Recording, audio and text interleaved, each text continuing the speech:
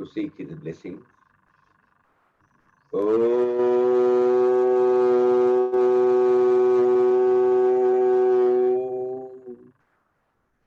Shri Sai Nathaya Namaha.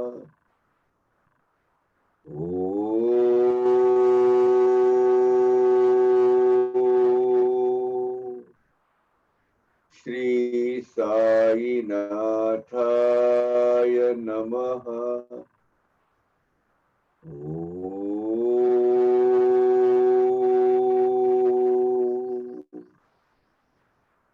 Shri Sai Nathaya Namaha.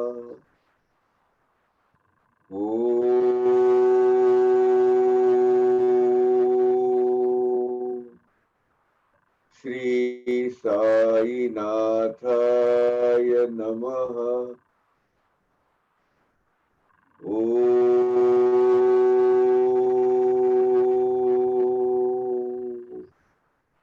Shri Sai Nathaya Namaha. We have finished up to 216 of chapter 19, Adhyay 19, stanza 216. We'll start with 216 again. चुकावा जन्म मरण आवर्त, ऐसे जयाचे money निश्चित, प्रयत्ने राहावे धर्मवंत, स्वस्थ चित्त सर्वदा. जिनका जीवन का उद्देश्य ये जन्म मरण का फेरा जो है, आवर्तन यानी एक साइड सर्कल, ये सर्कल अगर कट करना है, ब्रेक करना है इसको, तो इसे निश्चित स्वरूप में जिसका जीवन का उद्देश्य ध्येय है, उसके लिए वो प्रयत्न करते हैं. इन्होंने हमेशा बाबा के दिखाए हुए धर्मवंत रहना चाहिए. धर्म यानी धर्म क्या धर्म, अभी कौन सा धर्म? मानव धर्म. बाबा ने मानव धर्म की शिक्षा दी है हमें. तो धर्म रहावे धर्मवंत, बाबा के दिखाए हुए जो धर्म प्रणाली है उसके ऊपर हमें चलना है. स्वस्थ चित्त सर्वदा. हम क्या करते हैं, देखिए अपना पैटर्न, बिहेवियरल पैटर्न देखिए. वो बिहेवियरल पैटर्न में ये होता है, दुनिया भर का बोझ, दुनिया भर की चिंताएं हम अपने सर पर लेते रहते हैं. जो प्रॉब्लम नहीं रहते हैं वो भी हमारे दिमाग की उपज से वो निकल आते हैं. सो व्हाट हैपेंस, आप अपना काम करते रहिए. भगवान को अपना जो न्याय देना है, आपके कर्तव्य को, आपके कर्म को, आपके प्रारब्ध के अनुसार वो अपने देते रहेंगे. Remember, each and every of your act is noted there. It's not only noted, it is already processed in the automatic ERP SAP system. You don't have to bother. It's nothing in your hand. So आपके worry करने से,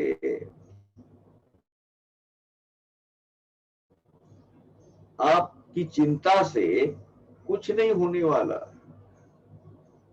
ये जो सृष्टि का जो चक्र है, ये चक्र चलते रहेगा. ये काल चक्र, ऋतु चक्र, ये चलते रहेगा. आपके जीवन में जो होना है वो घटित होके रहेगा. लेकिन वो जब घटित होगा तो उसके साथ में उसको डिफेंडिंग, उसका मुकाबला करने के लिए आपके पास क्या चाहिए, कौन से संसाधन है? आपके पास है ब्लेसिंग्स ऑफ योर सद्गुरु. आपके पास है आपका शुद्ध आचरण. ये रखिए. त्यागावे तेने बोलवर्मी, कोणाशी छदू नहीं छेदू नहीं मर्मी, सदा निरत शुद्ध कर्मी, चित्त स्वधर्मी ठेवावे. अपने बोल से, आपकी वाणी से किसी के दिल को दुख लगे, किसी के दिल को ठेस पहुंचे, किसी को बुरा लगे ऐसे बोल कभी भी नहीं बोलना। त्यागावे तेने बोल वर्मी, वर्म को यानी यहाँ हृदय को छूने वाले, हृदय को छेद करने वाले, पीड़ा त्रास देने वाले ऐसे कभी भी बोल किसी को बोलना नहीं। कोनासी छेदू नहीं वर्मी, जिसका दिल के टुकड़े टुकड़े हो जाए, दिल उसका बैठ जाए, वो श्रिंक हो जाए, ऐसे कभी भी बातें किसी के साथ नहीं करना। सदा निरत शुद्ध कर्मी, हाँ, शुद्ध आचरण से, शुद्ध अंतकरण से शुद्ध कर्म करते रहिए।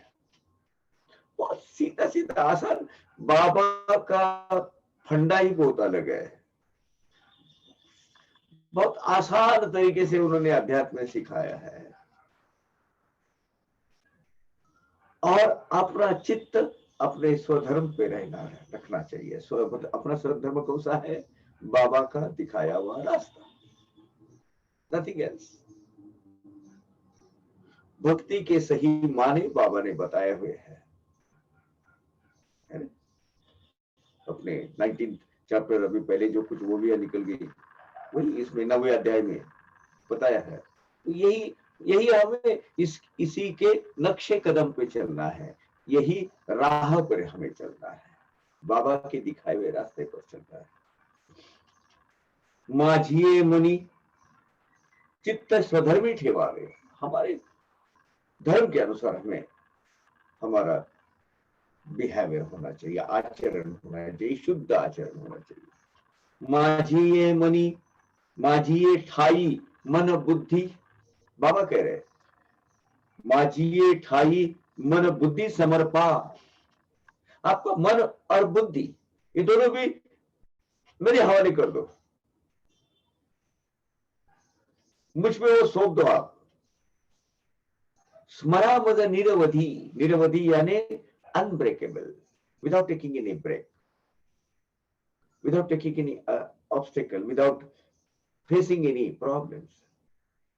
आज रहने दो, जरा तबियत ठीक नहीं है, आज वो वैक्सीन का टीका लेके आए हैं तो रहने दो। नो, खाना छोड़ते हो, सांस लेना छोड़ते हो, नहीं ना, बाबा का नाम भी नहीं छोड़ा है। नाम में जितनी ताकत है तो नाम की ताकत है मेरी। मन और बुद्धि बाबा के चरणों में अर्पण कर देना, समर्पित कर देना उनको। बाबा मैं रोबोट हूं आपके हाथ का, मैं कठपुतली हूं आपके हाथ की, आप जैसी बुद्धि देंगे, आप जैसा बोलेंगे, जैसा मुझे काम करने बोले वैसा मैं करते रहूंगा। इतना ही कर। जब हम हमारी बुद्धि चलाते हैं ना, हमारे मन के मनमौजी हो जाते हैं ना, तो अपने हाथों से दुष्कर्म होने का प्रयास हो सकता है, दुष्कर्म हो सकते हैं।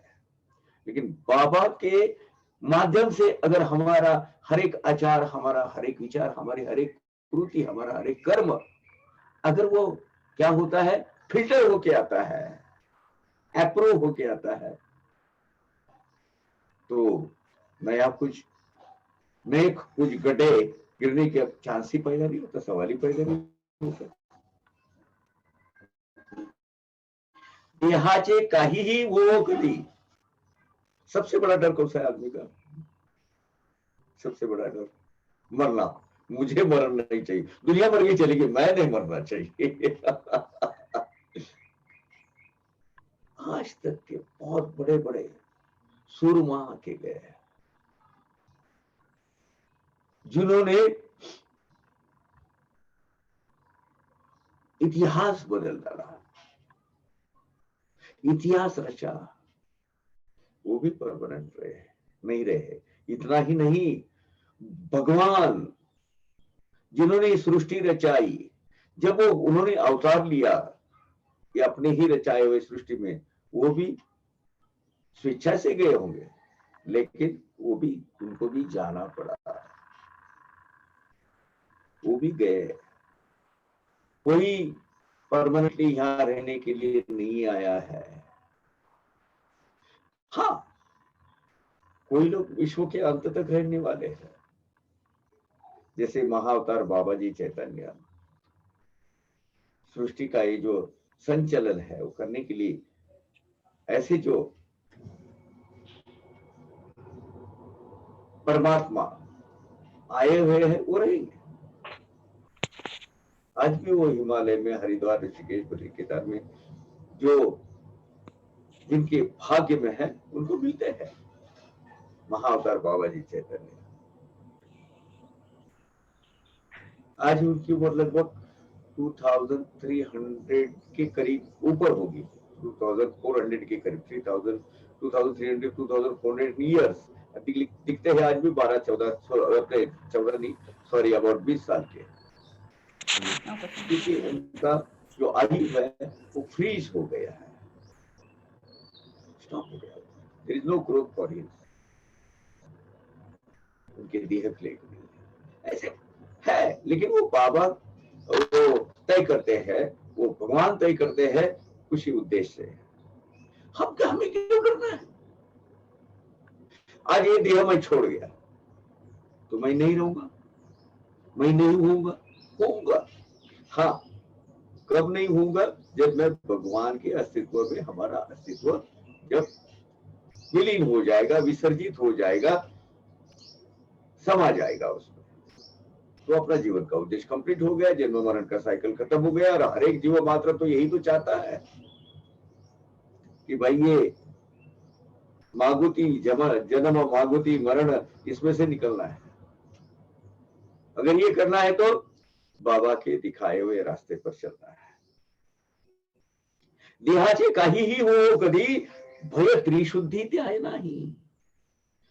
देह आएगा जाएगा, तो डरना किसी चीज नहीं। हम क्या जीते हैं?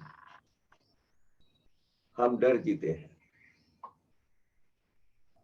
हम भय जीते हैं। जीवन नहीं जीते हैं, भय जीते हैं। हर एक बार ये मोह माया ने क्रिएट किया हुआ भय हमें सताते रहता है। वो मेरी लड़की अभी बाहर गई स्कूल में, बाहर वो कोरोना का चालू है, क्या होगा पता नहीं। अरे शाम का टाइम हो गया, लड़का के बाहर गया था, अभी आया क्या, किधर है पता नहीं। मुझे अच्छा घर मिलेगा ना, मुझे अच्छा जवाई मिलेगा ना, मुझे अच्छा क्या बोलते हैं, अच्छी बहू मिलेगी ना, मेरा ऐसा होगा ना, मुझे प्रमोशन मिलेगा ना, मुझे तरक्की मिलेगी ना, इसी में चलते। और मेरी अगर सर्विस चली गई अभी कोरोना पैंडेमिक में तो फिर क्या होगा? डर जीते हैं हम क्या जीते हैं? डर जीते हैं। सो भय त्रिशुद्धि यानी भगवान के हवाले एक बार मन और बुद्धि समर्पित कर दो। अरे अब तक उसी ने पाला है, अब तक उसी ने संभाला है ना? अब तक जब उसी ने संभाला है तो वो भी आगे संभाल लेगा, क्यों चिंता करना?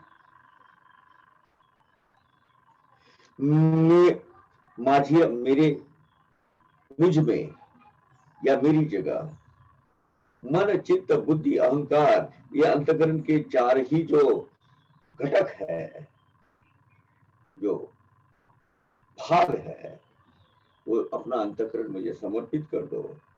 सदा मेरा ध्यान करो। देह के मोह के, देह ये आसक्ति से बाहर गिरो। एक बार आपको पता चला कि देह यानी मैं नहीं, ये समझ आ गई कि देह का जरा भी आकर्षण नहीं रहता है। और देखिए, जब ये पता चलता है तो देह का श्रृंगार छूट जाता है हाथ से। देह का श्रृंगार कब छूटता है? अपने अपने ऊपर डिपेंड है। ज्यादातर अपना टाइम दिन में कभी कुछ ना कुछ का, कुछ लोगों का 1 घंटा जाता होगा, कुछ लोगों का 5 मिनट जाता होगा, लेकिन आईने के सामने जाता ही है ना।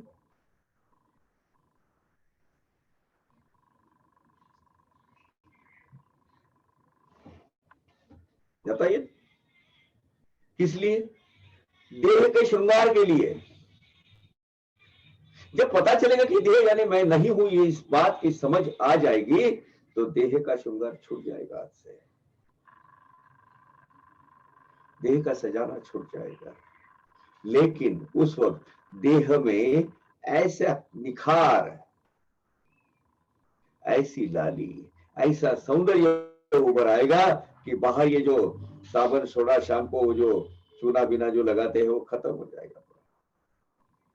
अंदरूनी जो सौंदर्यता आ जाएगी, देह की सौंदर्य यानी मन की, चित्त की, बुद्धि की सौंदर्यता, उसके आगे कुछ नहीं। देह का आकर्षण जब खत्म हो जाएगा और ये अवस्था जब प्राप्त हो जाएगी तो मरण की भीति नहीं रहेगी। मुझे मालूम है ये देह में नहीं है, देह यानी मैं नहीं हूं, तो मुझे डरने की क्या चिंता। मैं हूं वो शुद्ध बुद्ध परमात्मा, शुद्ध परमात्मा का एक अंश है, जीवात्मा है ना। जो पाहे मत करे अनन्य, वर्णी परी से मत कथा अनधन्य, न धरी भावना मदन्य, चित्त चैतन्य लाधेल। जो अनन्य भाव से मुझ तरफ मुझ ओर देखेगा, अनन्य भाव से मेरी भक्ति करेगा, मेरी कथाओं का वर्णन करेगा, मेरी कथा सुनेगा, परिसा यानी परी से यानी सुनना, वर्णी यानी वर्णन करने वाला, मत कथा मेरी कथाओं का जो वर्णन करेगा या सुनेगा वो धन्य हो जाएगा। क्यों? क्योंकि वो कथाओं के माध्यम से वो अपना बैलेंस्ड लाइफ जीना सीखेगा। सिर्फ कथा सुनने से कुछ नहीं होता। तो वो चिव काऊ का एक थी चिव, एक थी काऊ, एक बार आई, वो तो सब चलेगा नहीं। बाबा की ये कथाएं, बाबा की ये लीलाएं हमें कुछ पाठ देती है, हमें कुछ शिक्षा देती है। न धरी भावना मदन्य, मद अन्य, मेरे सिवा कोई अन्य भावना में रुचि मत रखिए। क्या होगा? चित्त चैतन्य राधेर। क्या मिलेगा? ये जो चित्त है ना, सही मानों में वो चैतन्य घन से आपकी कनेक्टिविटी हो जाएगी। वो जो परमात्मा है, आत्मा परमात्मा की भेंट हो जाएगी। मेरे सिवाय चित्त में वो किसी अन्य तरह की भावना नहीं लाता है। वो परमात्मा परमेश्वर चैतन्य घन की प्राप्ति उसको हो जाएगी। बाबा कहते हैं, माझे नाव घ्या मज शरण या, हे तो सांगत गेले अवघिया, परी मी कोण हे जाणनिया, श्रवण मनन आज्ञा पिले। क्या किया बाबा ने? नामस्मरण करो, मेरा नामस्मरण करो, मुझे शरण आयो, मेरे होके रहो। ये बाबा सबको बोलते गए, लेकिन मैं कौन हूं ये जान कर लेने के लिए, ये जानने के लिए श्रवण मनन चिंतन इसी संसाधनों का उपयोग करना चाहिए। यही एकमेव आधार, में कोई जरिया मुझे जानने के लिए है। ये बाबा ने आज्ञा की थी। मुझे एक प्रसंग याद आ रहा है, कहीं मेरी वो शूट हो गई होगी,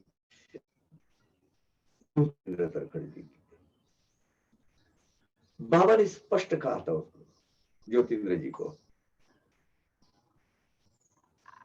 तू एक ऐसा है जो मुझे जान पाया है। मैं कौन हूं ये तूने मुझे भली भांति समझ लिया है, बाकी के लोग मुझे समझ नहीं पाए हैं। एक तू है। इसलिए क्या बोलते थे बाबा ज्योतिन्द्र जी को? भाऊ यानी भैया मेरा। क्या बात है! इसीलिए तो वरदान मिला, एक जन्म में तू और मैं जब हम 10 साल के हो गए, एक थाली में खाना खाते रहे। खाना खाएंगे। क्या बात है, क्या बात है। बाबा को सही जान के लेने के लिए वहां बाहर ही कहीं कहीं नहीं मिलेगा। वहां self realization, self conversation, internal conversation, आत्मचिंतन के माध्यम से ही बाबा को जाना जाएगा। अन्य कोई साधन नहीं है, अन्य कोई जरिया नहीं है बाबा को जानने के लिए। तो ये श्रवण मनन चिंतन, श्रवण करना बहुत जरूरी। श्रवण भक्ति पहले होती है, तो उसके लिए बाबा ने क्या किया, एकास भगवान नाम स्मरण, किसी को भगवान का नाम लेते रहे, नाम जप करते रहे, बोलेंगे। एकास भगवान लीला श्रवण, भगवान की लीलाओं का श्रवण करते रहो। एकास भगवत पाद पूजन, किसी को सेवा का व्रत दिए थे बाबा। आनान नियमन आनाना, अन्य अन्य लोगों को जैसा उसका स्तर है, जैसे उसकी समझने की क्षमता है, उसके हिसाब से बाबा क्या करते थे, अलग अलग लोगों को अलग अलग उसकी क्षमता अनुसार व्रत देते थे या आदेश देते थे कि तुझे ये करना है। किसी को बोलते थे भगवान की लीला बोलते जा, किसी को बोलते थे भगवान की लीला सुनते जा, किसी को क्या करते थे, भगवान का नाम लेते रहा, किसी को बोलते थे भगवान की लीलाओं का पठन करते जा, किसी को बोलते थे तो भगवान के सेवा कार्य में लगे रहे, तुझसे वो ये पूजा पाठ जाप जब तक वगैरह कुछ नहीं होने वाला, तो भगवान की सेवा करते रहे। और ऐसे लोग बहुत श्रेष्ठतम होते हैं, क्योंकि सेवा, भक्ति के आगे सेवा होती है। भक्ति का अगला जो चरण है वो सेवा का है, तो सेवा भाव करते रहो। कोणास अध्यात्म रामायण, कोणास ज्ञानेश्वरी पुनश्चरण, कोणास हरिवरदा पारायण, गुरु चरित्रावलोकन कोणाते। तो पढ़ने के लिए बाबा क्या बोलते थे, अध्यात्म रामायण, ज्ञानेश्वरी, जो भगवान के एक अवतार जो हुए, भगवान के अवतार में हम तो क्या सभी वारकरी मानते हैं उनको, उसके सिवा ये हो ही नहीं सकता। सृष्टि के नियमन, सृष्टि का जो पूरा रहस्य है वो खोल के सबको बताने वाला जो महानतम ग्रंथ है ज्ञानेश्वरी। बाबा भी कहते हैं, साई सचेत भी कहा है, जिसको अध्यात्म की में बारीकी से और डेंसिटी से जाना है, अगर वहां हासिल करना है, अध्यात्म सही समझना है, तो ज्ञानेश्वरी पढ़ो। बाबा ने खुद कहा है। इतना ही नहीं, वो आप आगे देखिए, वो 41-42 अध्याय में वो बाबा साहब देव मामलेदार कैसी पढ़नी चाहिए वो प्रैक्टिकल बताया है उनको, आगे चल के हम देखेंगे। तो किसी को ज्ञानेश्वरी पुनश्चरण, फिर से पाठ पढ़ने के लिए बोलते थे, किसी को अध्यात्म रामायण करने को बोलते थे, किसी को हरिवरदा, हरिवरदा यानी श्रीमद् भागवत के 10वें स्कंद पर, इस पर आधारित श्री कृष्ण चरित्र का एक कृष्ण दयार्णव नाम का मराठी में ग्रंथ है। जैसे भावार्थ दीपिका यानी ज्ञानेश्वरी, तैसे कृष्ण दयार्णव ये ग्रंथ है, यानी हरिवरदा ग्रंथ। ये ग्रंथ में प्रमुखतः श्री कृष्ण की बाल लीला, श्री कृष्ण भगवान की गोपिकाओं के साथ रास क्रीड़ा आदि का वर्णन किया हुआ है। ये मराठी में ग्रंथ है, कृष्ण दयार्णव। तो बाबा क्या करते थे, कृष्ण कोणास हरिवरदा पारायण, कृष्ण दयार्णव ग्रंथ पढ़ने के लिए बोल देते थे। और बहुत सारे लोगों को गुरु चरित्र अवलोकन, गुरु चरित्र जो है वो पढ़ने के लिए बोल देते थे। गुरु चरित्र जो है ये सबको मालूम है, गंगाधर सरस्वती ने लिखा हुआ है। दत्त प्रभु के जो तीसरे अवतार है नरसिंह सरस्वती महाराज, इनका जो चरित्र है वो गुरु चरित्र है। पुनश्चरण यानी पारायण, रिविजन, यानी अलग अलग लोगों को उनकी आवश्यकता अनुसार या उनकी क्षमता अनुसार बाबा उनको एक आराधना देते थे, उपासना देते थे। और कोणा बैसवेती पाया जवळी, कोणास खंडोबाचे देवळी, कोणास विष्णु सहस्र नामावली, बांधिती गळी कळकळीने। कुछ लोगों को बोलते तू विष्णु सहस्र नाम याद कर, विष्णु सहस्र नाम पढ़ा कर। शामा को विष्णु सहस्र नाम पढ़ाया था, विष्णु सहस्त्र नाम का महत्व बाबा ने बताया था, आगे आएगा वो। उपासनी महाराज जो खंडोबा के मंदिर में उनको आराधना दी थी, तो ये करते रहना वहां। अभी वो खैर हमारी क्षमता नहीं है वो उनको आलोचना करने की या कुछ बोलने की, लेकिन 2 महीना कम हो रहे गए, 46 मंथ कंप्लीट हुए, 48 मंथ्स की दी थी आराधना। वहां गए, वहां से वो साकुरे में अपना एक आश्रम निकाला और वहां बस गए वहां जाके। कोना से भाई समिति पाया जो किसको अपने नजदीक बिठा लेते थे, किस लिए? पूजा सेवा का मौका देने के लिए। अरे अलग अलग आराधना, अलग अलग टाइप की उपासना सबको देते थे।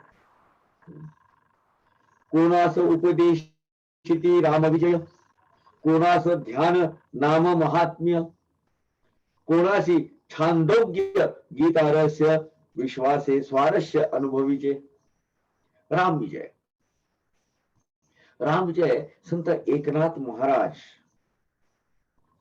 इनके भावार्थ रामायण जो ग्रंथ है, एकनाथ महाराज ने जो लिखा हुआ भावार्थ रामायण, इनके ऊपर आधारित एक ग्रंथ है, श्रीधर स्वामी इन्होंने लिखा हुआ मराठी में ग्रंथ है, इसको बोलते हैं राम विजय। उसका मूल स्रोत जो है, इट इज डिराइव्ड फ्रॉम भावार्थ रामायण, श्रीधर स्वामी इन्होंने वो लिखा हुआ है राम विजय। और छांदोग्य यानी वेद पठन, और छांदोग्य एक उपनिषद भी है, छांदोग्य उपनिषद। गीता रहस्य, लोकमान्य तिलक जो मंडाले के जेल में रहते थे, तो 6 साल की उनको सजा हुई थी, तब गीता के ऊपर उन्होंने टीका लिखी है उधर। बहुत अच्छा ग्रंथ है गीता रहस्य।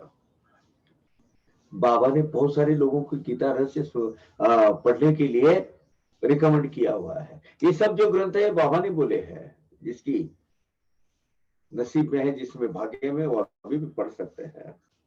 सो बाबा किसको राम विजय ग्रंथ बोलते थे, किसको वेदांग उपनिषद या गीता रहस्य पढ़ने के लिए बोलते थे। देखो ना, बापू साहब जब को गीता रहस्य का जब पार्सल आया, वो ग्रंथ के ऊपर बाबा ने 1 रुपया रखा था और उसकी महती बताई थी। वो जीवन के आखिरी काल में वजह नाम के आदमी से उन्होंने क्या करके लिया था, भक्तों से बराबर 14 दिन पहले राम विजय ग्रंथ पढ़ने के लिए बोला था, उसका आवर्तन करके लिया था 14 दिन तक, है ना। तो राम विजय ग्रंथ का पठन, नाम महात्म्य, ध्यान नाम महात्म्य, किनको वो ध्यान और नाम महात्म्य, नाम लेते रहे, ध्यान करते रहे, जिसकी जैसी अवस्था है, जिसकी रुचि है, जिसका लगाव है, लेकिन भक्ति के मार्ग पर उनको लगाया था। कोणास काही दीक्षा प्रकारा सीमाच नाही, कोणास प्रत्यक्ष कोणा दृष्टांताही, उपदेश नवलाई अप्रूव। ये आज भी चल रहा है बाबा का एक कार्य। किसी को कुछ तो किसी को कुछ, कोई माध्यम से कोई एक लीला कर बाबा के दीक्षा देने के, यानी शिक्षा की दीक्षा देने के प्रकार बहुत अलग अलग रहते थे। उनको अनगिनत टाइप के दीक्षा प्रकार बाबा ने इस्तेमाल किए हैं अपने भक्तों के लिए। किसको प्रत्यक्ष जाते थे, बाला बांधकर को मछिंद्रगढ़ पर आएगा वो 31 अध्याय में प्रत्यक्ष जाएगा, क्या कर रहा है तुम, स्वप्न दृष्टांत बाला साहब देव कैसे पढ़ते हो ज्ञानेश्वरी, बहुत जल्दीबाजी करते हो। अलग अलग टाइप के अलग अलग दृष्टांत, उपदेश नवलाई अप्रो, उनका बाबा की बोध पद्धति, बोध देने की पद्धति बहुत अलग अलग थी। जिसको जिसमें रुचि है, जिसको जिसमें लगाव है, उसमें बाबा उसी तरीके से उसको मोल्ड करते थे। भक्त 18 पगड जाती, धाव धावनी दर्शना येती, जयास मध्यावर अति प्रीति, स्वप्न ही जाती दयाचे। अब बहुत अलग अलग टाइप के 18 पगड़ जाती, यानी वेरियस टाइप्स ऑफ पीपल, अलग स्वभाव के, अलग नेचर के लोग उनके पास जाते थे। सब लोग बाबा के दर्शन के लिए दौड़ दौड़ कर जाते थे। जिसको ड्रिंकिंग करने में, मद्यपान करने में रुचि रखती थे, शाम हो गए कि उनको दारू लगती है, ऐसे भक्तों के सपने में भी वो जाते थे। और क्या करते थे, स्वप्न दृष्टांत में जाके वो जो शराबी है उसके छाती पे बैठ के ऐसे मसल के रख देते थे कि कभी मद्यपी फिर से वो पीने के नाद को नहीं लगता था, दारू को स्पर्श भी नहीं करता था वो शराब को। ये शपथ और शपथ लेने के थे प्रतीक। वो क्या करते थे, कानस खड़ा रहते नहीं, कान पकड़ लेना, कानस खड़ा रहने, कान पकड़ लेना। बाबा बोलते थे अभी हाथ कान पकड़, कभी नहीं पिएगा, नहीं तो देख तेरा क्या करता हूं, तेरा क्या हर्ष करता हूं। बाबा की शिक्षा पद्धति बहुत अलग अलग है, अलग अलग है।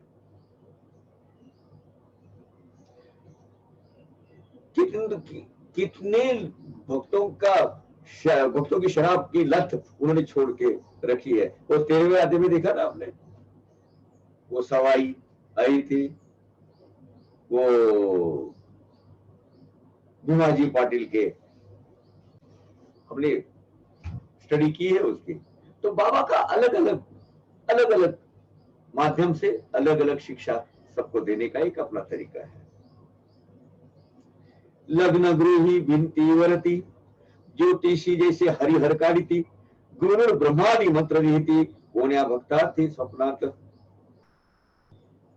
अभी घर में अगर कहीं शादी ब्याह का अगर कोई प्रसंग है तो ज्योतिषी जिस प्रकार विष्णु और शिव की वो जो रेखा चित्र होते हैं ना, स्केचेस, वो स्केचेस निकालते हैं शुभ कार्य के हिसाब से। इसी तरह बाबा भक्तों के स्वप्नों में जाकर उसको वो जो गुरु मंत्र है, गुरु ब्रह्मा गुरु विष्णु गुरुर्देवो महेश्वर गुरु साक्षात परब्रह्म तस्मै श्री गुरुवे नमः, ये जो गुरु महिमा जताने वाला जो मंत्र है, गुरु महिमा वर्णन करने वाला जो मंत्र है, किसी के सपने में या जाके स्वप्न दर्शन जाके उसको ये मंत्र भी दे देते हैं। क्या इस सब ये जो अलग अलग जो बताया, इसमें से हमें क्या करना है, हमें जो योग्य है वो चुनना है। This is a literary statue of Baba. You are talking to Baba now. आप बाबा से अपना सुख दुख बांट रहे हैं, अपने दिल की दो बातें उनके साथ कर रहे हैं साई सच्चरित के माध्यम से। तो हमें क्या लेना है आप समझ जाइएगा। And this is self realization process. I can not say you. बहुत सारे मुझे अभी वो फोन आ रहे हैं, बाबा मुझे आपसे बात करनी है, बाबा वो करना है, बाबा मुझे काका मुझे ये ऐसी ऐसी तकलीफ है, मेरा कैसा होगा, क्या होगा। अब मुझे डर लग रहा है कहीं मैं एक दिन वो तुम ये करते रहो वो करते रहो, वो ऐसा कोई भोंदू बाबा तो ना बनो। मेरा फोन ले रहे, मेरा ईमेल ले रहे, वो ले रहे हैं। तो मुझे, मैं आपको सबको इस माध्यम से प्रार्थना करता हूँ, मैं भी आपके जैसा एक सामान्य मानस आदमी हूँ, बाबा का नामधारक हूँ। मुझ पर ऐसी कोई शक्तियां नहीं है जो शक्तियां बाबा ने मुझे प्रदान की हुई है। सो प्लीज इस तरीके के फोन मत कीजिएगा, इस तरीके का ईमेल मत कीजिएगा, व्हाट्सएप पर मत बताइएगा। बाबा, उनको कोई मिडलमैन की जरूरत नहीं होती है, वो अपने आप आपको वो उसका जो फल है वो आपके झोले में, आपके दामन में डालेंगे। कुछ लोग बोलते हैं मेरी झोली कब, मेरा दामन कब भरेगा, 6 साल हो गए शादी को, कब मुझे होगा, मेरा भाई का ऐसा है, किसको थैलेसीमिया है, किसी को बच्चा नहीं हुआ है, किसी के काका क्या करेंगे उसके लिए। प्रारब्ध के भोग नहीं टल सकते, आप करो। लेकिन हाँ, काका एक काम कर सकते हैं, शिरडी का रास्ता दिखा सकते हैं। वो जो परवरदिगार, जो सर्वश्रेष्ठ अल्लाह का बंदा है, परमेश्वर है, भगवान है, साईनाथ भगवान, वो आपकी जरूर सुनेंगे। हम आपके लिए प्रार्थना करेंगे। कोणी चोरणी लाविता आसने बाबा का तरीका देखना, कोणी चोरणी लाविता आसने करू आदरिता हठयोग साधने बाबास कळेते अंतर्ज्ञाने अचूक मान खोचिती। कुछ लोग ये जो अध्यात्म मार्ग में बहुत सारे मार्ग है, बहुत सारी पद्धति है, उसमें एक है हठ योग, दूसरे है मांत्रिक तांत्रिक योग, वो अलग अलग है। कुछ अघोर विद्या है, कुछ अघोरी विद्या है।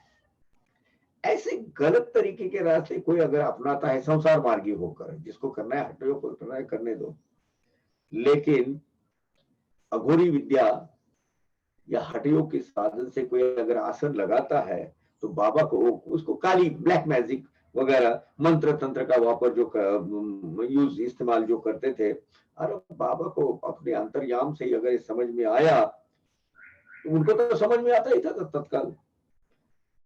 तो इसी खाल खींचते थे ना उसकी, पूछो मत, छोड़ दे रहे थे उसको क्यों रहे। किसी अपरिचित या किसी इसको भेज देते थे, मैसेज भेजते थे उसको, कोना अपरिचिता हाती धरून निरुपदिती पाठवीन स्वस्थ न बसवे का भाकर खाऊन सबूर धरून राहावे, उसको मैसेज भेजते थे। क्यों? रोटी टुकड़ा खा के घर में स्वस्थ नहीं बैठा जा रहा है क्या? आराम नहीं किया जा रहा है? क्यों ये ऐसे धंधे कर रहे हो ब्लैक मैजिक के, मंत्र तंत्र जारण मारण विद्या के, हठ योग के? क्या जरूरत है तुम्हें? ऐसे मैसेज भेजते थे और उसको ऐसा लताड़ते थे कि पूछो मत। अरे साथे सरल भक्ति का मार्ग बताया है, या अलग अलग अलग अलग तरीके से क्या करने की जरूरत है वो विद्या है, उसको जारण मारण विद्या बोलते हैं। वो मांत्रिक तांत्रिक की, और वो है, वो अपने को क्या करना है, उसको शुद्ध विद्या नहीं है। That is why it is called black magic. वो भूत पिशाच जीन्स प्रेत कर जीवा प्रेतात्मा को उनको पकड़ के उनसे ये काम करवाया जाता है, उनसे ये काम किया जाता है। और एक दो बार बोलते थे, देख गलत रास्ते पे जा रहा है, सीधा चलना। अगर वो नहीं सुनता है तो क्या होता था देखिए, कोणास प्रत्यक्ष निक्षुण सांगती आमची तो मोठी कडवी जाती, सांगून पाहू एक दो वक्ती शेवटची गती बहु कठीण, शेवटची गती बहु कठीण। अगर इसके बावजूद भी अगर वो सामने वाला नहीं सुनता है तो बोलते, देख फिर से तुझे अगवा कर रहा हूं। हमारी बहुत अलग तरीका है फिर मेरा, एक बार बोलूंगा, दो बार बोलूंगा, फिर एक बार, फिर मेरी तीसरी आंख खुल गई तो मैं बहुत कड़वा हूं। फिर मुझे तो मोटी कड़वी जाती, फिर देख लेना, एक दो बार बोल के बताएंगे, समझ में आया तो ठीक, नहीं तो तुम्हारी अंतिम गति बहुत मुश्किल दुर्धर हो जाएगी, बहुत कठिन हो जाएगी, बता दे रहा हूं पहले। बाबा ऐसे जो उठपटांग काम करने वाले होते रहते ना, शॉर्टकट ढूंढने वाले, इनके बारे में बिल्कुल ये रास्ता अपनाते थे, ये तरीका अपनाते थे। और फिर बोलते थे, सांगू एकदा सांगू दोनदा न करी तो गुमान अपने शब्द, मग त्या पोटचे पोरास सुद्धा चिरून द्विधा फेकू की। देख भाई, एक बार बोलो, दो बार बोलो, अगर चुपचाप ये धंधे बंद नहीं किए, ये जो मुठ फेंकना, फूक देना और ये करना और वो करना और छू छा छू करना, ये अगर तूने छोड़ा नहीं तो मैं तो ऐसा हूं, अपना अगर ऐसा करने वाला मेरा खुद का अपना बच्चा क्यों नहीं होता, उसको भी काट के फेंक दूंगा। सोच ले, समझ ले भैया, समय पर ही अगवा कर रहा हूं। एक बार बोलूंगा, दूसरी बार बोलूंगा, तीसरी बार देखना फिर क्या तेरा हश्र करता हूं, तेरा क्या अंजाम हो जाएगा। हाँ, बाबा पर बहुत लांछन लगा देते लोग, बाबा पर आरोप, तरह तरह के मिथ्या आरोप करते थे, ये तांत्रिक है, मांत्रिक है, ये ऐसा करता है, वैसा करता है वगैरह। उन लोगों को ये करारा जवाब है। बाबा भगवान के शुद्ध बुद्ध विचारों के, शुद्ध बुद्ध आचारों के, भक्ति का मार्ग अपनाने वाले भगवान साईनाथ, वो क्या ऐसे धंधे करेंगे? उल्टा ऐसे लोगों को लताड़ देते थे बाबा। देखिए वो बेलापुर का वो मांत्रिक मोहिदीन तांबोली का भांजा, उसकी वजह से तो वो कुश्ती का जिक्र आया है। सही मानों में वो तांत्रिक मांत्रिक था, उसको सबक सिखाने के लिए बाबा ने किया था ये। महानुभावते महामति कायमी पामर वानु चमत्कृति कोना दे ज्ञान प्राप्ति विरक्ति सद्भाव भक्ति कोना दे। बाबा तो महानुभाव है, बड़े दिल के हैं, बड़े दिल वाले हैं, उदार अंतकरण के हैं, श्रेष्ठ है, महात्मा है, उदार महामती, उदार है, महात्मा है वो। बाबा ये महामती महानुभाव है, सबका कल्याण करने वाली वो चैतन्य शक्ति है, शुभ चिंतक है। उनकी ऐसी अलाग अगाध लीलाओं की महती मैं एक छोटा सा आदमी, पामर यानी एक दीन आदमी, क्या वर्णन कर सकता हूँ इसका। किसको ज्ञान देंगे, किसको विरक्ति देंगे, उसको भक्ति भाव प्रेम प्रदान करेंगे। हर एक की आध्यात्मिक प्रगति करने के लिए बाबा वो भक्तों की योग्यता अनुसार उसको आगे बढ़ाते हैं। प्रेम भाव विरक्ति, देखा वो आखिर में बापू साहब को बाबा क्या बोले थे, आएगा आगे। बापू साहब जो बोले कि साहब बाबा इतना सब होने के बाद मुझे ये मोह माया छोड़ती नहीं थी, ये है मेरा, मुझे जो लक्ष्य है, जो उद्देश्य मिलता क्यों नहीं है। बोले मुझे तुझे संपूर्ण विरक्ति लानी है, काखे से तुझे बांधी ने छोड़ी, तई मैं तुझे सद्भागी मानी ना। जब मैं तेरे कंधे पर झोली बांधूंगा, यानी तुझे फकीरी टोटल विरक्त करवा दूंगा, इससे सब छुटकारा पाऊंगा, तब मैं तुझे सद्भागी मानूंगा, यानी मैं तुझे भाग्य का मानूंगा, बड़े भाग्य का अवसर मानूंगा। क्यों? क्योंकि मोह माया के इसके परे तुझे उसके आगे का जो जीवन है वो मैं तुझे प्रदान करूंगा। इंग्लिश वर्जन देखते हैं।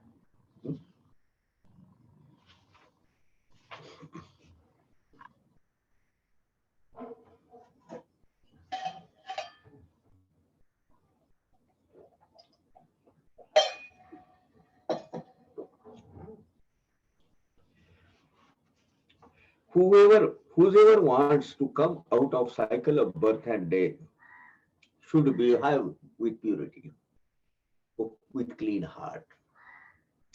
They should always contemplate on God and remain peaceful. Never hurt anybody by speech. Do not attack anybody on his bad habits. Keep engaged yourself in your good work with pure intentions. By following your own religion and good behavior, remains in thoughts of God and contemplate on Him. Keep your mind, intelligence, ego, mental frame on me. Come out of body consciousness and its attractions. Once you know that you are not the body, its attraction vanishes. Once this stage is reached, one is not afraid of death,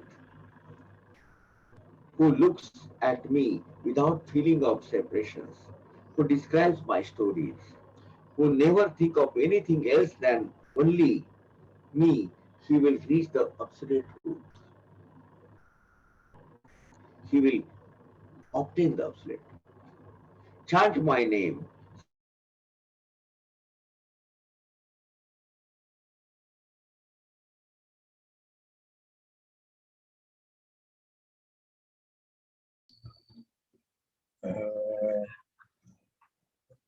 uh, Swarup, Baba's Swarup of vengeance.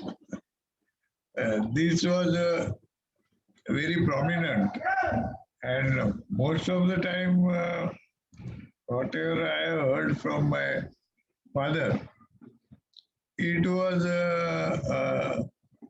this particular aspect. Initially, he was also a young boy, you see. So he used to also feel terrible. What kind of uh, guru this gentleman is? You see, he is getting angry. Uh, Baba used to utter bad words also, which I don't want to tell. A child devotees, but he used to do that. Uh, so my father, he is not used to this kind of uh, thing, and he used to also feel, what sort of fellow is this? But having experience is, uh, you see, divine blessings. Slowly he has understood that this is all. In Marathi we call it natak. It is drama. This is a drama Baba is doing, and we should not pay attention to this aspect of his approach. You see, it was an approach. It was not a bad behavior, and you see these Baba's leelas. I mean, by this approach only, Baba used to give the teachings. And those who will adopt this style and take it in the lighter vein and right spirit, they will be benefited. And it did happen, you see. But one thing is sure, the whatever Baba uttered, whatever they, Power Kaka is back actually. Om Sai Ram, sir. Om Sai Ram, Om Sai Ram. Sai Ram. Hey, you continue, you carry on. No, that's just finished. I'll just finish it. Yeah.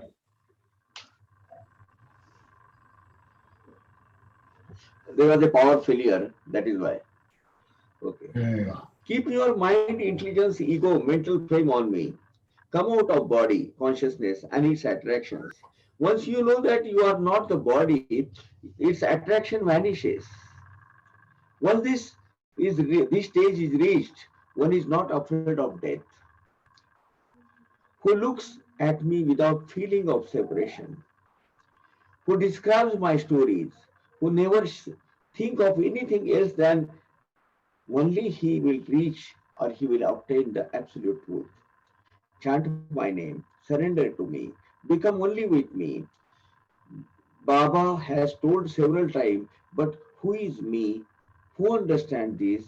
He had ordered us to listen, think, and meditate.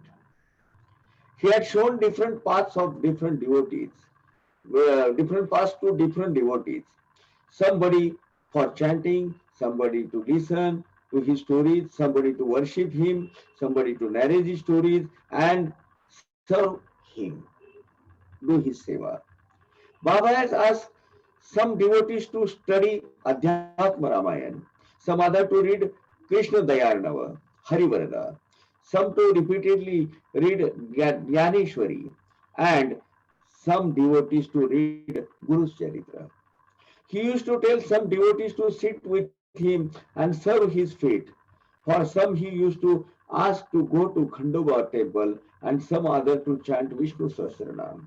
He used to ask some devotees to read Ram Vijay, some others Vedas and Upanishad, and somebody to read Gita Rahasya. He used to initiate different devotees with different methods. He would direct experiences to some devotees, and give indirect influences to other devotees also, and by other indication also. People of different caste and creed used to rush to him. He would advise to dream and drunkards also. In the dream, he used to sit on the chest of drunkard and struggle with him. He used to leave him only after he took oath of not drinking hereafter. The astrologers draw pictures of Vishnu and Shiva in the house of marriage, where the marriage taking place. Similarly, Baba used to appear in the dreams of the devotees.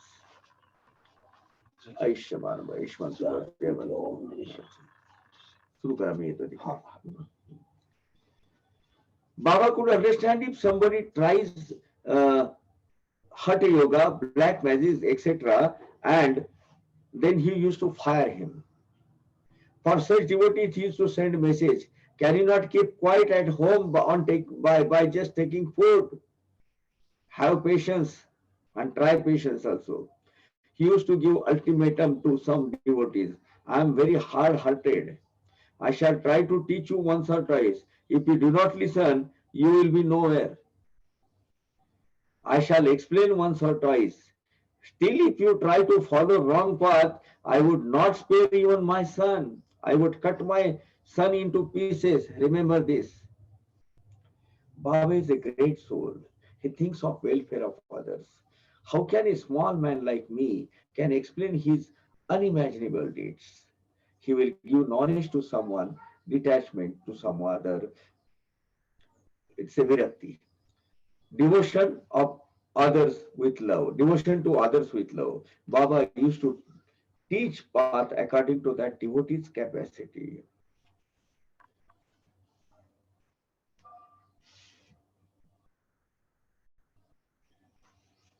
कोणास काही व्यवहारी प्रशस्त वर्तनाची लावित शिस्त चुटका एक उदाहरणार्थ श्रोतृ वृंद्रार्थ मी कथितो. बाबा क्या करते थे? चुटका यानी एक छोटी सी कथा, लघु कथा, एक छोटा सा चुटकुला. चुटका यानी चुटकुला.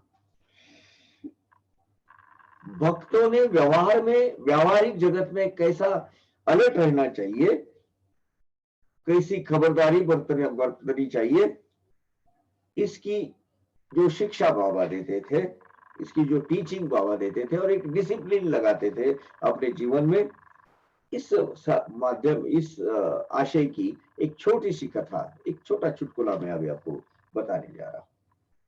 एकदा बाबा भर दुपारी काय आले नकळे अंतरी राधा कृष्णीच्या घरा शेजारी आली स्वारी अवचिता. एक बार बहुत दोपहर का एकदम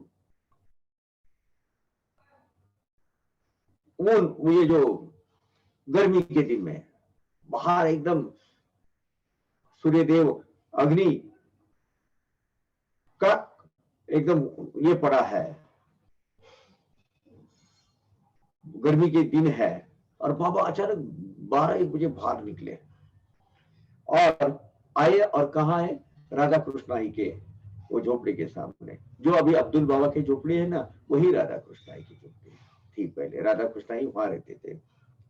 वहां उनके घर के बाजू में आ गए. जो उनके घर के बाजू में दाहिने साइड में कौन है? वामन राव मानकोजी गोंदकर का घर है. अभी वो वहां होटल हो गया वो उसमें.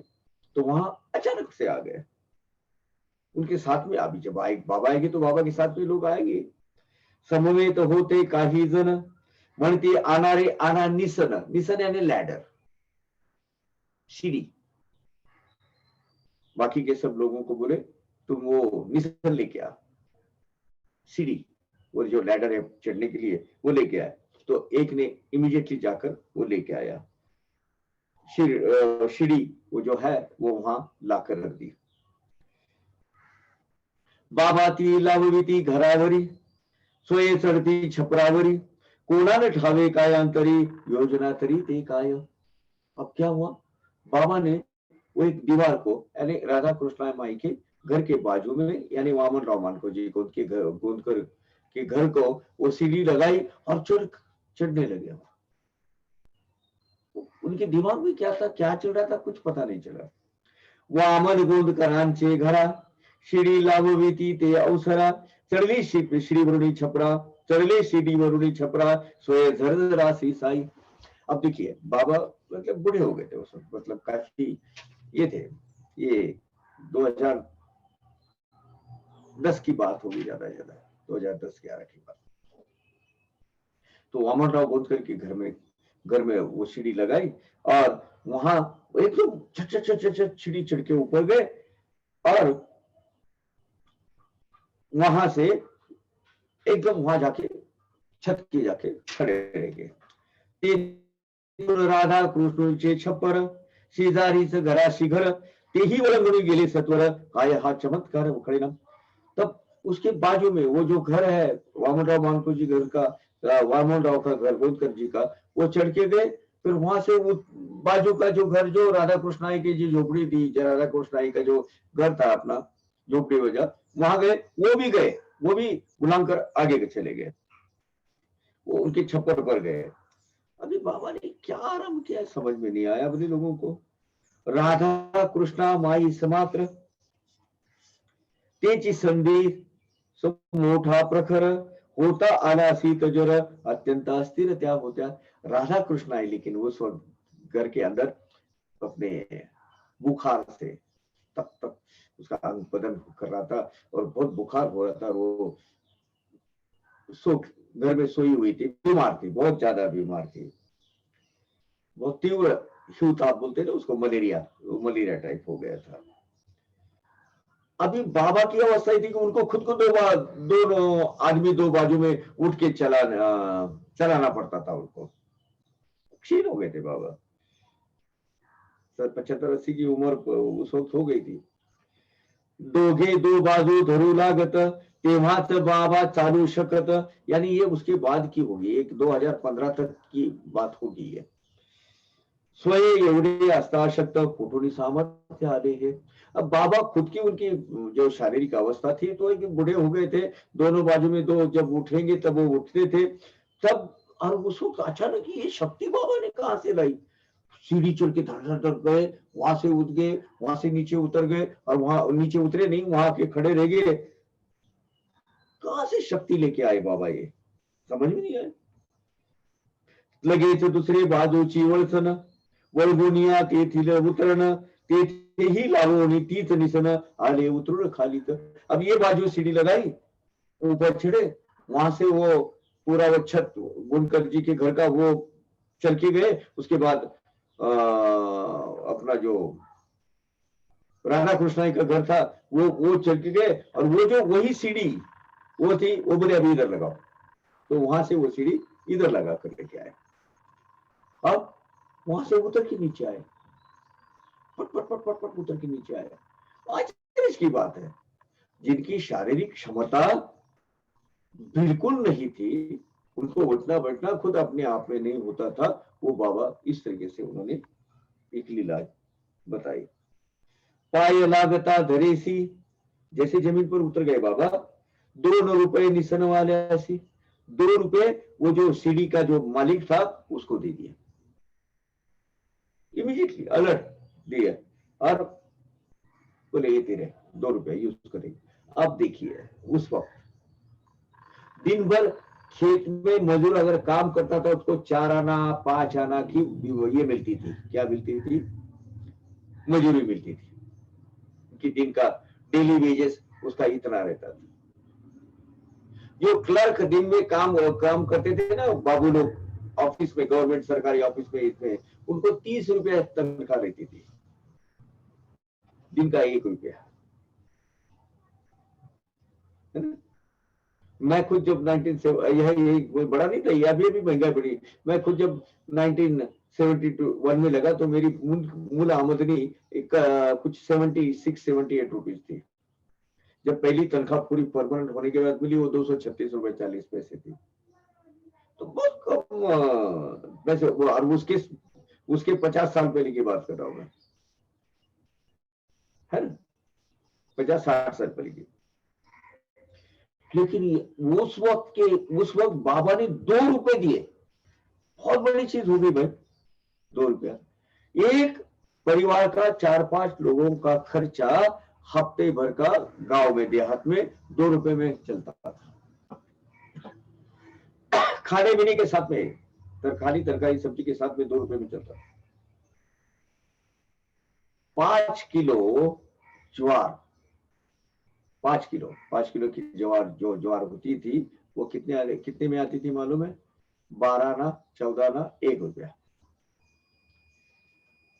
लाविली 2 ठाई सीडी, हीच काही ती श्रमाची पीळ प्रौढी, यदर्थ बाबा भरपाई एवढी करीती पीडिताची। क्या किया वो सीडी वाले ने?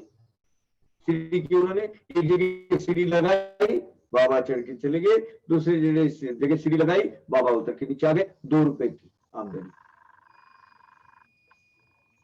जनास सहजी जिज्ञासा, निसन वाल्या सहित का पैसा, बाबा देती तरी तो कैसा, म्हणे ते पुसा तयास।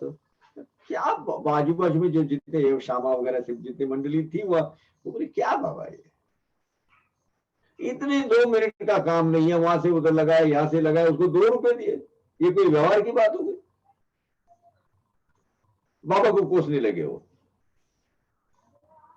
जो बाजू में आजू बाजू में थे, उसमें से एक आदमी ने धीरज करके ढाढ़स बांधकर बाबा को पूछ ही लिया, केरा एकाने तेदवाधीर, बाबा देती प्रत्युत्तर, कोणाच्याही क्षमाचा भार, क्षमाचा भार फुकट लव भार घेऊ नये। बहुत बड़ी पति की बात बोली बाबा ने।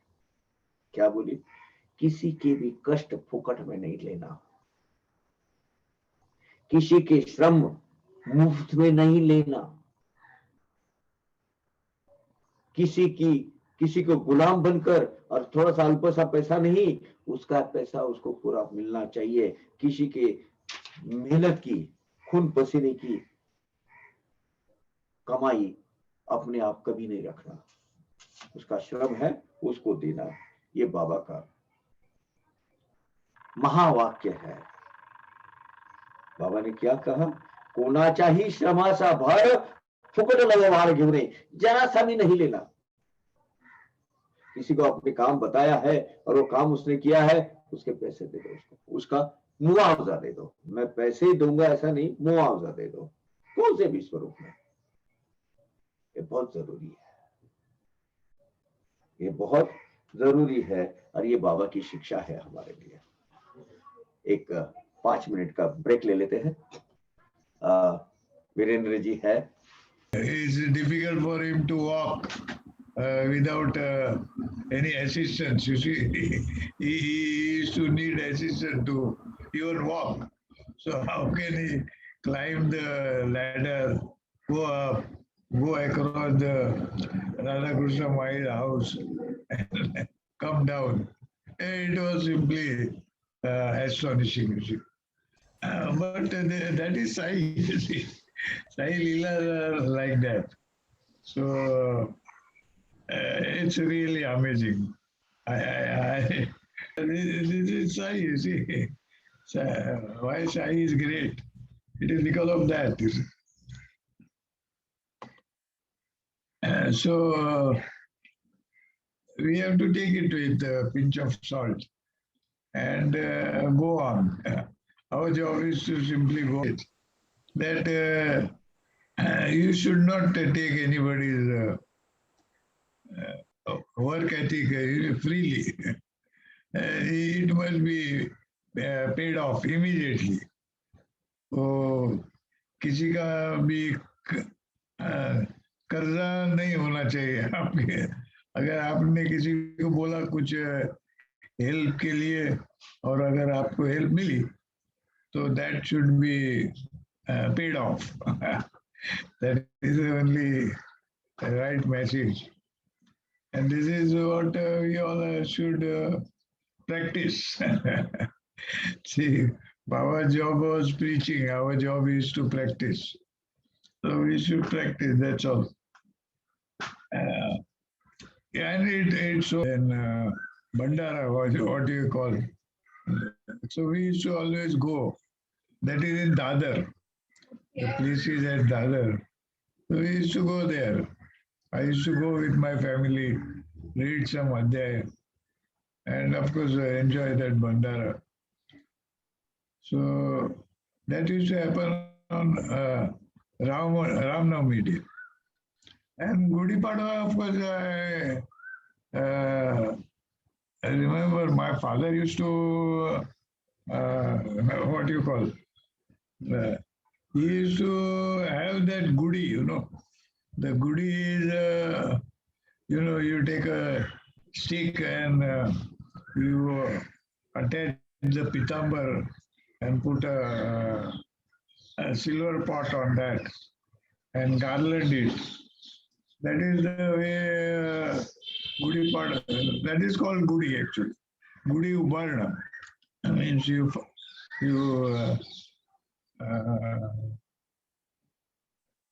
you so to say, tie that Gudi into your gallery. This was like nowadays what our Prime Minister Modi ji is telling to function from the home. So all people, all Hindus, they should function from home and by doing that Gudi. Because actually, as per the historical records, it goes that this Peshwa in the Battle of Panipat, he had gone Atke Par. Atak is the place, that where the India border used to end. And he had gone right up to the border. Means he conquered the whole India. And this had taken place on a Gudi Padwa day. And therefore people used to celebrate that event by lighting up that Gudi, you see. And this is what was going on for years and years. So this is what we had learned about Gudi Padwa. So my father used to do that at home because we had our bungalow, and he used to put that in our terrace, gallery. But of course, all those are all old days. But nowadays, I mean, we all have become lazy guys, We don't follow these traditions, which is not a good thing. Now what to do, you see? Either I can hand home because I have to. किसी के पास से भी अगर काम लेते हो आप, तो उसका श्रम, अगर मार्केट में 500 रुपए उसका अगर उचित पैसा, योग्य पैसा उसको देना चाहिए, उसके कष्ट लव मात्र भी, यानी छोटे, यानी even bit of it also should not be cut. कोणापासून घ्यावे काम, परी जाणावे तयाचे श्रम, लावावा जीवा ऐसा नियम, फुकट परिश्रम घेऊ. Operating practice of your daily routine, daily life. किसके पास से अगर काम लेते हो तो उसका श्रम वो जान लेना जरूरी है. फ्री में, मुफ्त में किसका भी कुछ भी लेना नहीं है आपको. लावावा जीवास ऐसा नियम, अपने जीवन में ऐसा नियम लगा दो, आदत लगा दो अपने आप को. फुकट परिश्रम घेऊ नये, इसे मुफ्त में कुछ नहीं लेना है. बाबा ने छोटी छोटी शिक्षा के माध्यम से, लीला के माध्यम से, अभी बाबा ने लीला की, क्या की, एक लैडर लेके आए, एक सीढ़ी, वो एक दीवार को लगाया, वो लैडर, वहां चढ़ के गए बाबा. हालांकि बाबा की हालत क्या है, खुद उठ नहीं पा रहे, दो आदमी को दोनों कंधे से उनको उठाना पड़ता है. फिर भी अपने आध्यात्मिक शक्ति के बल पर अपने आपको और हमें बताने के लिए, आपको और हमें ये बताने के लिए कि फुकट का परिश्रम, फुकट की मेहनत, किसी की भी मुफ्त की मेहनत नहीं लेनी, किसी के कष्ट हमें नहीं लेना चाहिए। कोणी जाणावे खरे इंगित,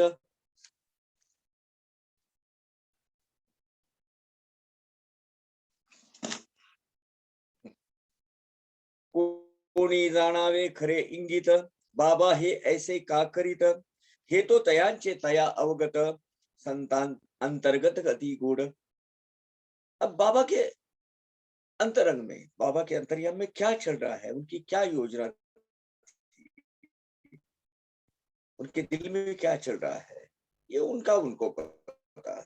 क्योंकि संतों के अंतरंग का ठिकाना कभी नहीं लगता, कितनी गहराई होती है वो पता नहीं चलता। क्यों बाबा ने ऐसा ही किया है, ये तो बाबा ही जाने, हमें उसके डिटेल में जाने की जरूरत नहीं है। हमें इतना दिखना है कि बाबा ने हमें क्या सिखाया। बाबा ने सिखाया इस लीला के माध्यम से फ्री में किसका कुछ भी लेना नहीं है। परिस्थिता मुखीचे विउद्गार, तेही सर्वस्वी आमा आधार, ठेविता तैसा वर्तन निर्धार, चालेल व्यवहार सुरळीत। बाबा के ये जो वाणी, अमृत वाणी सुनकर और उसके हिसाब से अगर हम आचरण करते हैं, बाबा के उसके अनुसार अगर हम अपना आचरण रखते हैं, तो हमारे नित्य के व्यवहार सीधे साधे सरल हो गए। उसमें वो तरह तरह की वो जो मनी मनी बाहर जा, मना वो तरह तरह की हटकंडियां करनी पड़ती है ना, कर कर के अपने वो पैतरे चलाते हैं लोग, वो पैतरे चलाने की जरूरत नहीं पड़ेगी। हमें आखिरी में हमें क्या है, हमें बाबा के अमृतवाणी का आधार है, हमें बाबा के अमृतवाणी का आधार है, हमें दूसरा कुछ नहीं है। बाबा के सिवा हमारे पास बाबा की शिक्षा, बाबा के बाबा, बाबा बे, बाबा बाबा तिया, बाबा बाबा चौके, बाबा बाबा पंजे, बाबा, हमें दूसरा कुछ है। इसीलिए आखिरी में हमें बाबा की अमृतवाणी का ही आधार है और वही लेना है। असो पुढील अध्यायाची गोडी, याहून आहे अति चोखडी, एका मोल करणीची पोर भाबडी, बोले कोडे उलगडी श्रुतीचे। अब देखो, वेद वेदांग, वेद वेदांग का इतना गहरा ज्ञान अगले अध्याय में, बहुत ही प्यारा अध्याय है। मैं अगर ये नहीं चलता है तो हम ये माध्यम से अपने मोबाइल के माध्यम से आपसे, मुझे तो ये ज्यादा कंफर्टेबल लग रहा है। बाबा अपने एक ये लीला के माध्यम से, दासगणों का अध्याय है वो 20वां अध्याय, ईशावास्य उपनिषद, इसका सही मानों में अर्थ जो लड़की जीती है उसकी आचरण से हमें बताती है, वो अर्थ हमें पता चल जाएगा अगले अध्याय में। असो पुढील अध्यायाची गोडी, याहून आहे अति चोखडी, एका मोल करणीची पोर भाबडी, बोले कोडे उलगडी श्रुती आती है। हालांकि उसने कभी किताब भी खोली नहीं होगी, लेकिन योग हा कर्मेषु कौशल्यम, वो अब जो कथा सुनेंगे बहुत रुचिपूर्ण कथा है, वो हम सुनेंगे और वो समझ लेंगे क्या है। बहुत सारे लोगों का फोन आता है मुझे या पूछते हैं कि बाबा क्या है, क्या वो एक्चुअली दासगणों को जो उलझन, वो पहेली है, वो पहेली क्या है, वो पहेली हम समझ लेंगे पूरा। और वो पहेली सुनने के बाद मैं तो वो 20वें अध्याय को पूरे साई सच्चरित्र का कथा सार समझता, मर्म समझता, एक महावाक्य, महाअध्याय है वो 20वां अध्याय। यही हमें शिक्षा देता है, ये हमें सिखाता है क्या, कैसे कैसे जीवन जीना चाहिए। कैसे हमारा आचरण रखना चाहिए, हम बड़े विस्तार से हम उसको सुनने वाले हैं। गनुसदास प्रासादिक हरिदास उपकार करावया प्राकृत जनास ईशावास्य भाषांतरास करावया कासत गातली। प्रासादिक जो हरिदास है, कीर्तनकार है, हरिदासी है, जो दास गनु महाराज, उन्होंने संस्कृत भाषा में जो ईशावास्य उपनिषद है उसका सादे सरल भाषा में, मराठी भाषा में भावार्थ के साथ उसका भावांतर, भाषांतर भी नहीं, भावांतर करना चाहता है, करने का निश्चय कर लिया, वो चाहते थे वो, और वो काम की सिलसिले में उन्हें जो अनुभूतियां बाबा ने दी है उसकी ये कथा है।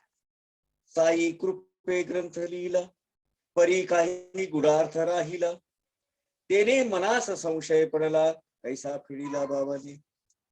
अभी साई भगवान की कृपा से वो ग्रंथ बहुत अच्छा हुआ, गूढ़ शब्दों का अर्थ के साथ में वो मान्यता, विद्वानों ने बड़ा सराहना की उसकी, स्कॉलर लोगों ने उसको सराहा, अरे बहुत अच्छा ग्रंथ लिखा है।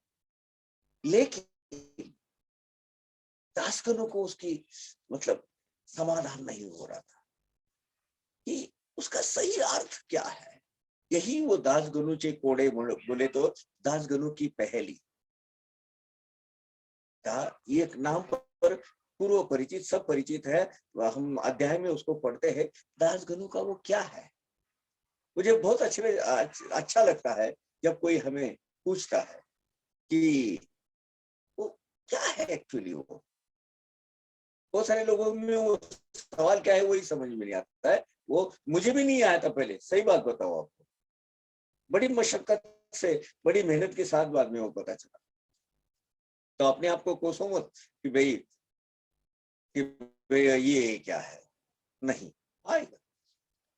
बाबा वदत शिर्डी सबसून पारला सजई जाशी परतोन काकांच्या घरची मोल करीन शंका समाधान करील। तो बाबा ने वो जो अगले अध्याय में बहुत बड़े विस्तार से कथा आएगी वो, तो बाबा ने उनको कहा कि जब अभी तो पार्ला में जाएगा तो वो काका साहब दीक्षित की जो मूल करीन है, घर में काम करने वाली, काम वाली है, वो उसका अर्थ तुझे समझाएगी। ईशावास्य उपनिषद का, जो अपने आप में एक जटिल उपनिषद है, भले भले हाथ टेक देते हैं उसके सामने, भले भले सरेंडर हो जाते, ये नहीं समझता, वो उसका सही अर्थ वो कौन बताएंगी? काका साहब दीक्षित के घर की काम वाली। बड़े ध्यान से सुनिएगा, बहुत मजा आ जाएगा आपको। बाबा शिरडी में बैठकर ही बोलते, अरे गनु, पार्ला में जहां से तू आया है वहीं जब वापस जा, तुझे वहां पता चल जाएगा ये क्या है। ईशावास्य पद्म परिसरी रुंजी घालील वाग्देवी भ्रमरी ते आमोद सेविती कला कुसरी श्रोता चतुरी भोगीजे। ईशावास्य पद्म, ईशावास्य उपनिषद एक उपनिषद है, पद्म यानी कमल। ईशावास्य उपनिषद पदी कमल में वाणी के देवता, ईशावास्य रूपी कमले में, कमल के अंदर, कमल फूल के अंदर वाणी के देवता यानी सरस्वती देवी वह बैठी हुई है। और वहां सरस्वती देवी, वो जो वाणी है बाबा की या वो लड़की की, वो लड़की से, लड़की का उनके मुंह से कहलवाने वाले कौन है? आखिरी में बाबा ही है।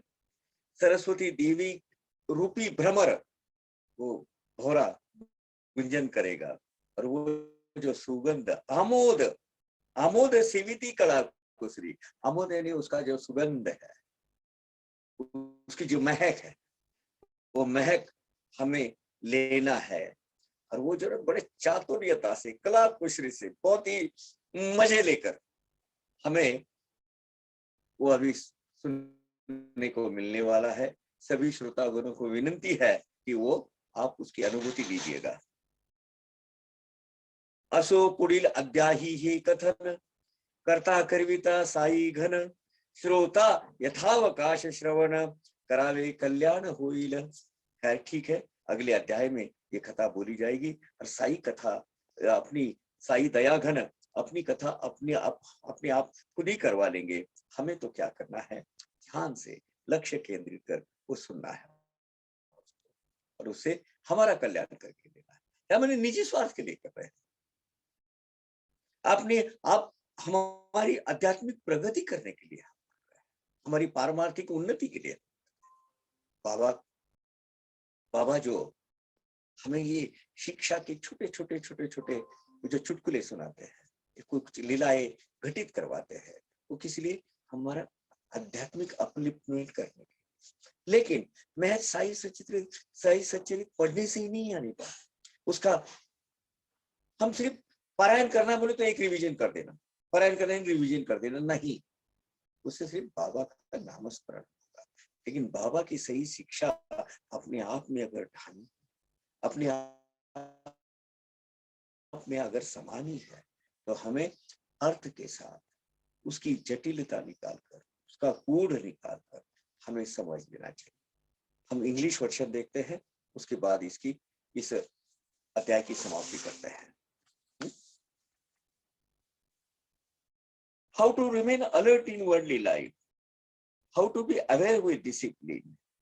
He had explained to one devotee. I shall tell you the small story. One day suddenly he approached Radha Krishna's door in the afternoon by surprise. Some devotees were with him. He told them, bring the ladder, bring that particular ladder. The devotee brought the ladder as per his order. He made the ladder stand near the house. Nobody was knowing Baba's plan and the reason behind it. The ladder was kept near the wall of the house of Vaman Rao Gondkarji, and he climbed up step by step very fast. The house of Radha Krishna was just in a neighborhood. From top of Vaman Rao Gondkar's house, he went on the top of the Radha Krishna's house. Nobody could understand what Baba is going on, doing and what was going on. Radha Krishna was suffering from malaria. Baba himself was weak due to old age. He could walk only with the help of two persons on both sides. That was his physical condition. How Baba could climb the ladder in such a weakness? How could he got that strength? He went on the other side and climbed down from the ladder by using the same ladder. He gave 2 rupees to the person who fetched the ladder to the place. The man who brought the ladder had only placed the ladder at 2 different points. Baba had paid ample money for such a small, tiny job. The devotees with him, curious to know why he paid so much, somebody said, let us ask Baba. One of the devotees just gathered some courage, and with the courage, he asked Baba. Then Baba said, never get any work done free from anyone. Don't get any work done with free of cost.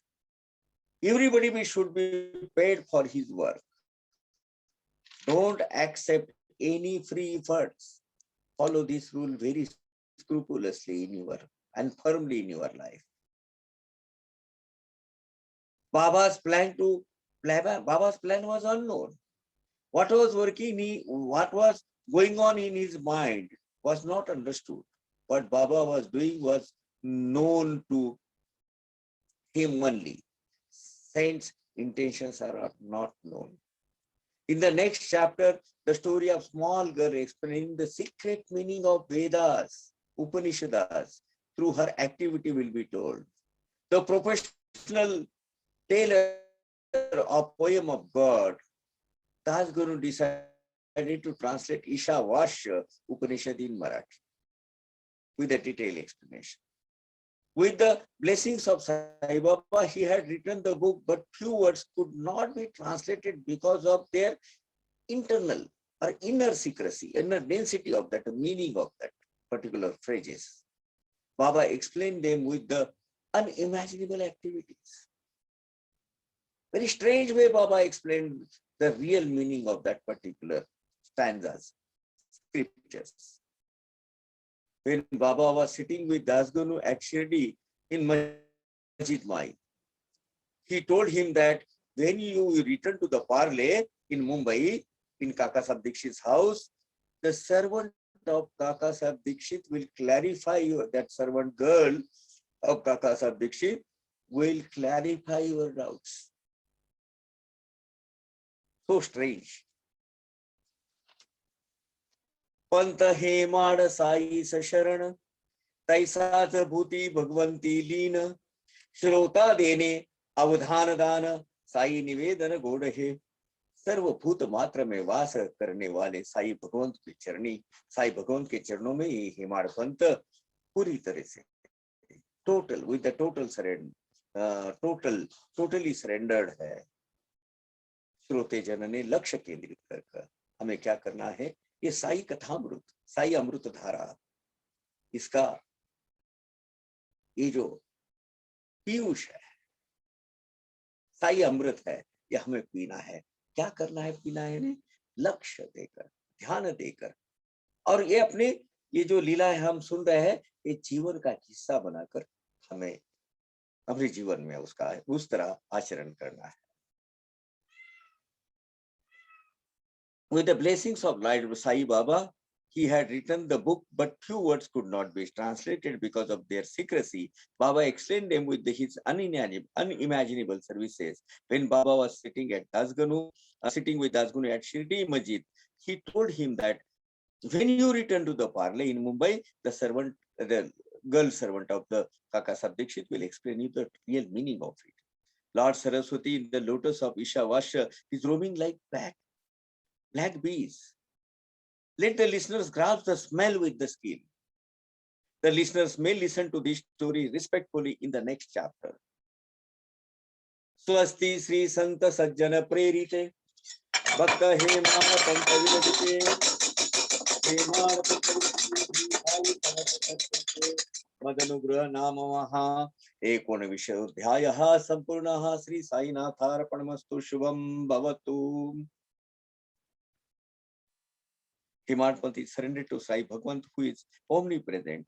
Listeners may attentively hear the story of it. Let everybody be happy. Let everybody be blessed. Sadguru Sri Sainatha Ramanastu. Shubham Bhavatu. Encouraged by saints and gentlemen, here completes the chapter called Madanugruha, a biography of Sai Baba, got written by Hemardpant. Shri सद्गुरु साईनाथार्पणमस्तु शुभम भवतु। सबका कल्याण हो।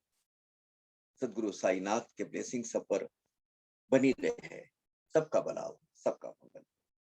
चलिए हमारे पास time है तो हम 20वें अध्याय में फिर शुरुआत करते हैं। You have a breath and take complete, if you want to take rest, take for 2 minutes. I'm just going and coming back within 2 minutes. But be attentive to listen to this particular 20th chapter, which is a cream of the Sai Satcharita, I can say.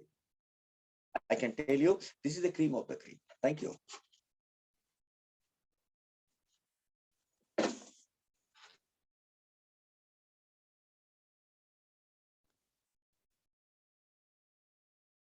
अथ श्री साई सच्चरित्र श्री साईनाथाय नमः। Chapter 20 अध्याय 20। श्री गणेशाय नमः, श्री सरस्वत्यै नमः, श्री गुरुभ्यो नमः, श्री कुलदेवताय नमः, श्री सीताराम चंद्राभ्याम नमः, श्री सद्गुरु साईनाथाय नमः। गणेश, लॉर्ड गणेश या आद्य देवता को नमस्कार वंदन, सरस्वती देवताओं को वंदन, गुरु देवताओं को नमस्कार और चरण स्पर्श, कुल देवताओं को नमस्कार, सीतापति रामचंद्र प्रभु इनको वंदन, चरण वंदन और सदगुरु साईनाथ महाराज को चरण वंदन। ओम नमो जी गुरु मानसरा। गुरु मानसरा, गुरु मानसरा यानी मानस सरोवर रूपी गुरु राया। प्रसाद वाक्य मुक्ताकरा, अनन्य भक्त मराल निकरा, चरणी थारा तुझ पासे। बहुत ऐसे मेरी इतनी ऑर्नामेंटल लैंग्वेज है नहीं है, मजा आ जाता है। इसका एक लहजा है, अलग है। गुरु मानसरा, सदगुरु रूपी मानस सरोवरा। प्रसाद वाक्य मुक्ता करा, यानी अपने प्रसाद रूपी वाणी से वाणी के मोतियों में ट्रांसफॉर्म करने वाले अनन्य भक्त मराल निकरा। मराल यानी हंस, पक्षी, श्वान। भक्त रूपी हंस के हमेशा नजदीक रहने वाले हे साईनाथ प्रभु, आपकी प्रसाद रूपी वाणी से वाणी का रूपांतर, ट्रांसफॉर्मेशन मोतियों में करने वाले हे मान सरोवर रूपी गुरु राया मानलेक। आपके हंस रूपी अनन्य भक्तों को तेरे चरणों में आश्रय, आधार, सहारा देने वाले गुरु राय, आपकी जय हो। इसमें एक कथा है। हिमालय में जो मानसरोवर है उसमें विहार करने वाले जो हंस पक्षी होते हैं, उसमें वो विहार करते करते मानसरोवर में जो मोती की निर्मित होती है, ये उनकी उपजीविका का साधन है, ये खाने का साधन है। वो मानसरोवर के अंदर जो निर्माण हुए जो मोती है वो इनका खाना है, उसका सेवन करके जीते हैं। इसीलिए वो उपमा दी गई है यहाँ। सदाश्रया महाउदार, घालुनी प्रसाद मुक्तचार, देवनी निज विश्रांति आसरा, ये धरा चुकवीसी। हे भगवान साईनाथ प्रभु, हम भक्तों को निरंतर आश्रय और देने वाले महाउदार गुरु राया, आप ही अपने हंस रूपी भक्तों को अमृत वाणी रूपी मोतियों का चारा देकर शाश्वत विश्रांति, शाश्वत आनंद, आत्मानंद प्रदान करने वाले प्रभु, आप इस साई सच्चरित के माध्यम से हमें जन्म मृत्यु के फेरे से मुक्त कर रहे हो। सदा आश्रया महाउदारा, घालुनी प्रसाद मुक्ता करा, देवनी निज विश्रांति आसरा, येर धारा तो कुछ, येर धारा नहीं जाना आना, वही जन्म मरण।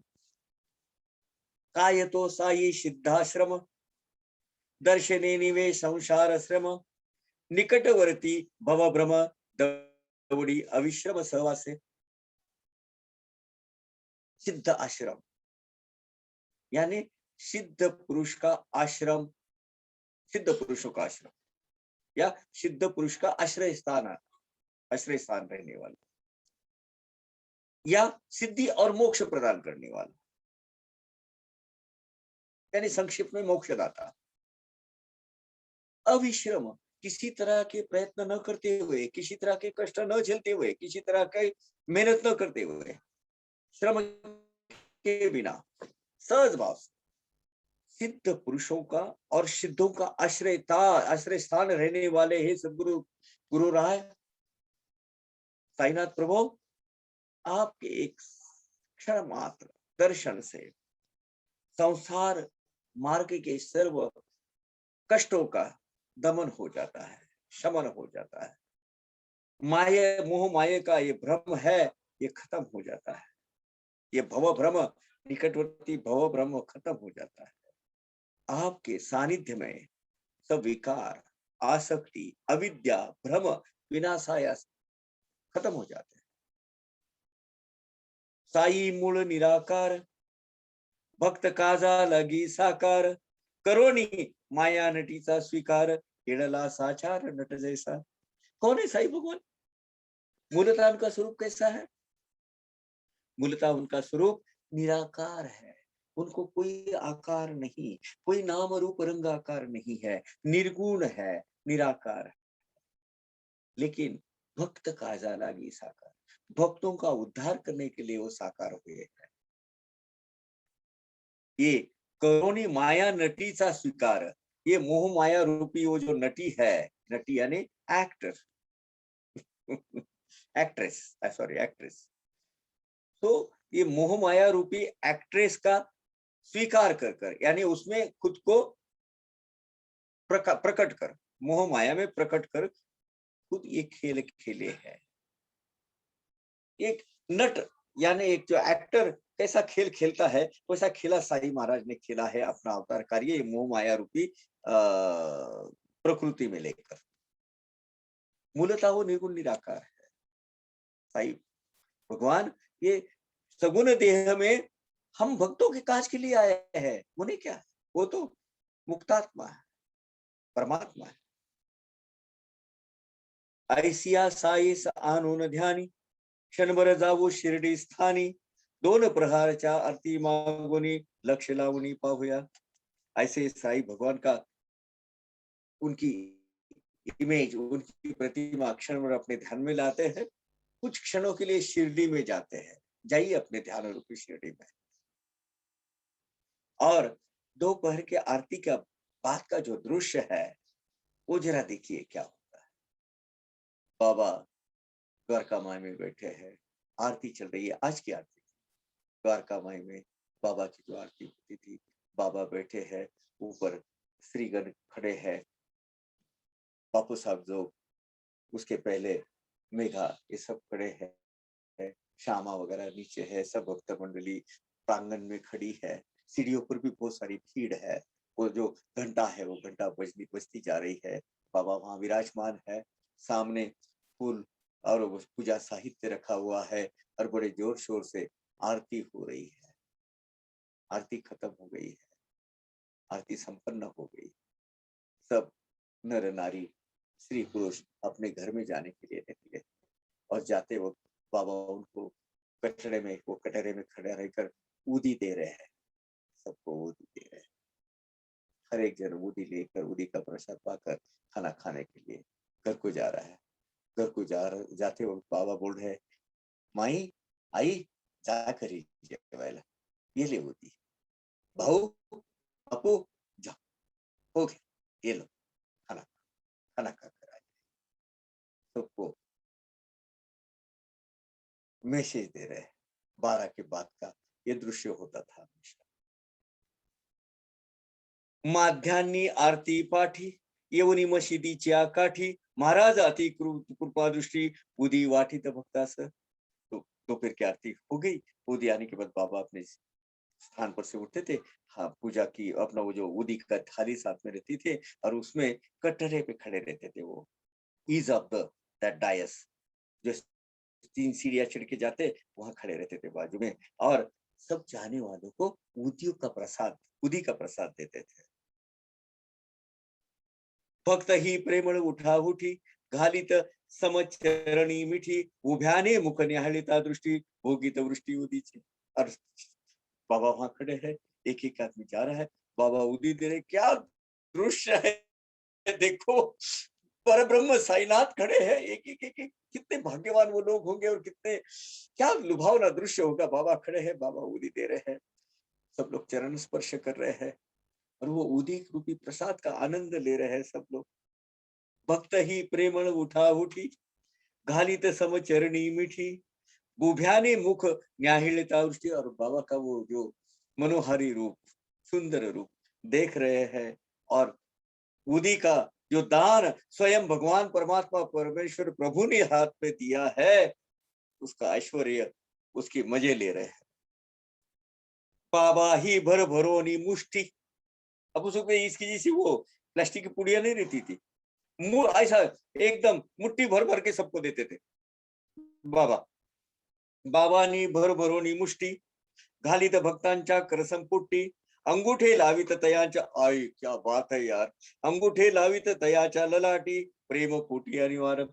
अब बाबा क्या करते थे, मुट्ठी भर ऐसे लेते थे, उसके वो जो हाथ करते थे ना बाबा अपने भक्त, वो भक्तों के ऐसे ये इसमें अंजुली में वो डाल देते थे और ऊपर से अंगूठी से लगा देते थे। अपने खुद अपने हाथ से बाबा अपने भक्तों को दोपहर की आरती की बात को लगाते थे प्रेम भाव से।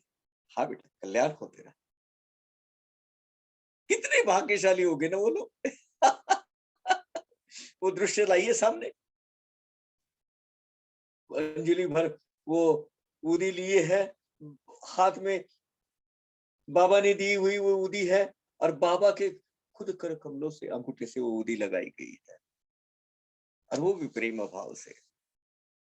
जा भाऊ, जा जेवावयास, जा अण्णा तू खा सुग्रास, जा तू खा सुग्रास, जाओगे जा निवास स्थानास, प्रत्येकास वदते। तो बाबा क्या करते थे, भाऊ जा खाना खाने को, अन्ना दो घास का, दो मीठे, दो निवाले खाकर आ जाओ, जाओ आप सब अपने अपने घर में निकल जाओ। हर एक आदमी को बाबा बोलते थे, हर एक वो जो भक्तगण वहां दोपहर को आरती को आते थे, उनको ये भाग्योदय क्षण उनके जीवन में आता था। आता जरी ते पाहून मिळे, परी ते सर्व गत सोहळे, शिर्डीस त्या त्या स्थानी त्या त्या वेळे दृढ ध्यान बळे दिसतात।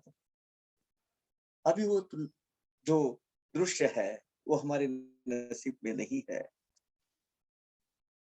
वो वैभव वो काल में जब बाबा देते थे तब खत्म हो गया, लेकिन हमारे हाथ में, हमारे वश में एक ही है।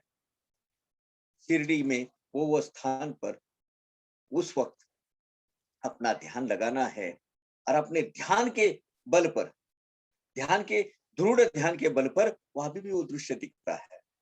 आप आंख बंद कर कर वो देख लीजिए क्या है। बाबा देहधारी रहने के बाद क्या दृश्य रहता था वहां।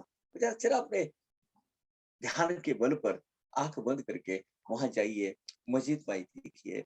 मस्जिद माई के सामने द्वारका में नीचे समस्त पुरुषकर है, बीच में वो घंटा बजाने वाला, आरती का गजरा करने वाले वहां है। हलदार चौकीदार सामने बाजू में खड़े हैं, सीढ़ी के दो बाजू में, ऊपर पूरी श्री वर्ग वहां है। बाजू में ये लेफ्ट साइड में भी श्री वर्ग जो बाहर का कटारा है वहां खड़े हैं। बाकी तुलसी वृंदावन तो बीच में ही था, बाकी के इसमें सब भक्तगण खड़े हैं। और फिर बाबा दोपहर की आरती संपन्न हो गई है, वो बाहर आए। बाबा धीरे धीरे धीरे चलकर कटहरे में आके खड़े, वो जो है ना कगार पे आके खड़े हैं वो डायस पर, और सब एक एक एक एक करके बाबा के सामने आ रहे हैं। बाबा मुट्ठी मुट्ठी ये ले रहे हैं, उदी ले रहे हैं। उदी हर एक को दी जा रही है और हर एक आदमी उदी का प्रसाद पाकर प्रसन्न, मतलब मेरे एकदम उसके भाव विभोर हो रहा है। बाबा के पैरों को चरण स्पर्श कर रहे हैं और बाबा का वो मुख सुंदर स्वरूप वो देख रहा है। और बाबा इतने में अपने अंगूठे से उसके उस पे माथे पर उदी का टीका लगा रहे हैं और भाऊ अन्ना खाना खाने के जाओ, सब जन अपने घर में चले जाओ। ये ले लो उदी, खाना खाओ। खाना खाने के बाद आएगा समस्त स्त्री पुरुष, जाइए अपने बाबा का वो स्वरूप देख लीजिए। दोपहर की आरती के बाद जब बाबा देहधारी थे, यही हमारे हाथ में है। ध्यान के माध्यम से हमें ये दृश्य हमारे सामने लाना है। हमारे परब्रह्म साईनाथ सबको उदी अपने हाथ से बांट रहे, हम भी वो लाइन में कतार में है, हम भी आ रहे हैं, बाबा हमें भी टीका लगा रहे हैं, है ना।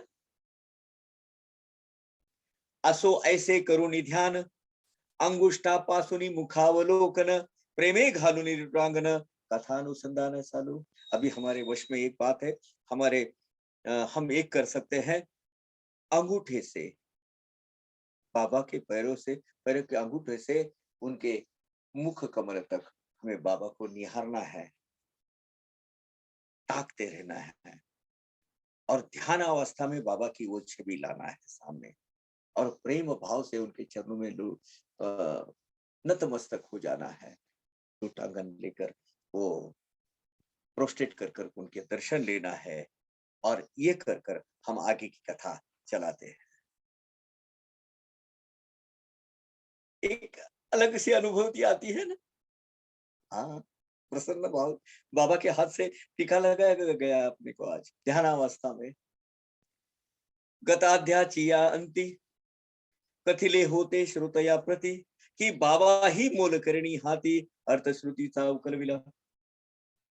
गत अध्याय जो संपन्न हुआ 19वां अध्याय, जड़े मुझे बड़ी मुश्किलें आई उसमें, लेकिन ये जो संपन्न हुआ अध्याय, उसमें हम श्रोताजन को कहा था हमने कि बाबा ने अपने घरवाली, काम करने वाली, घरवाली जो काम करती है, घरवाली नहीं, काम करने वाली, घर काम करने वाली, उसके द्वारा श्रुति का अर्थ कैसा समझाया, इसकी कथा हम चलाएंगे।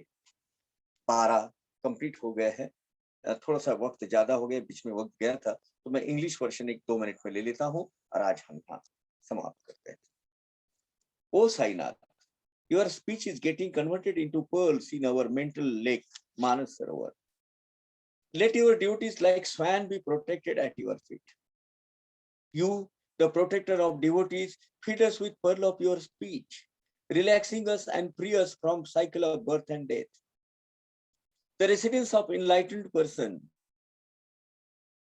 by observation of Sai Bhagwan, gives us rest. The illusions are cleared. In your company, all attractions, attachment, illusions get dropped. Sai Bhagwan is basically formless. He has entered in a form for welfare of his devotees. The three qualities of the illusion, that is Sattva, Raja, Tama, have come together to create universe. As an expert actor shows his performance, Lord Sai is playing in the universe. Let us meditate on Sai Bhagwan.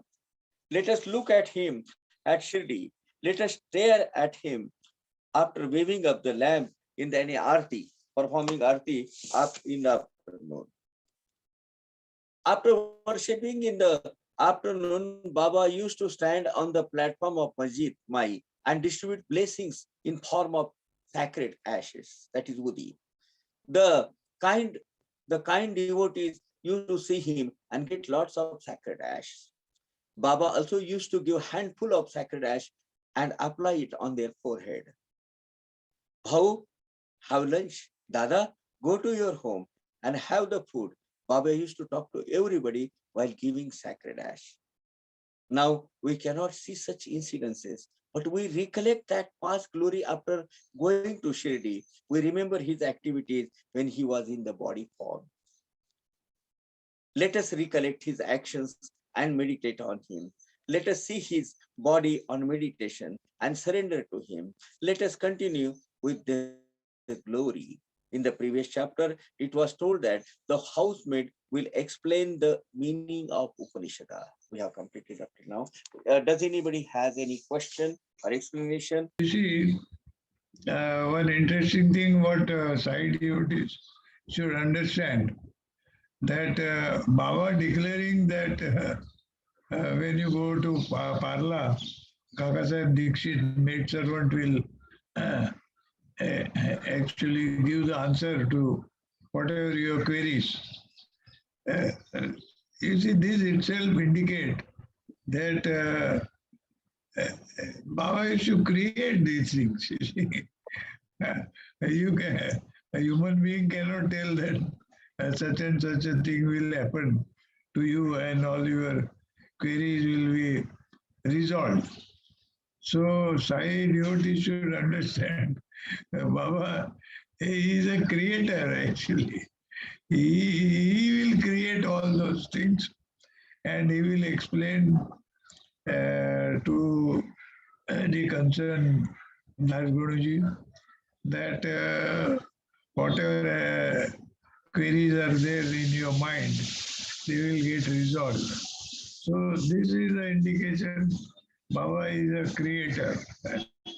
This is what I learned from this particular chapter. He is a creator. Yeah. Therefore, I call him Parabrahma, you see. It was really good. Very good. Anybody else?